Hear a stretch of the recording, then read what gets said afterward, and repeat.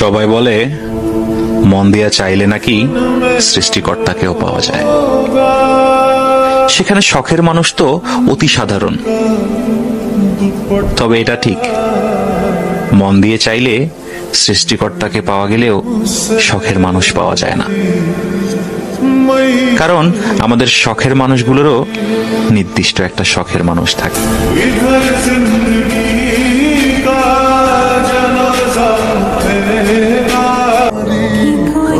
মাঝে মাঝে নিজেকে নিজের কাছেই নির্লজ্জ মনে হয়। মানুষ সুযোগ বুঝে কত কিছুই না বলে, তাও আমি তাদের মায়াতে থাকি।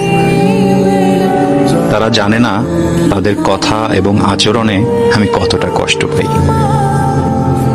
তবুও মুখে হাসি রাখতে হয়। তাই তো আজ আমি কারো কাছে গুরুত্বপূর্ণ হয়ে উঠতে পারিনি, সবার কাছেই অবহেলিত। যাক, ব্যাপার না। তবুও আলহামদুলিল্লাহ, জীবন সুন্দর।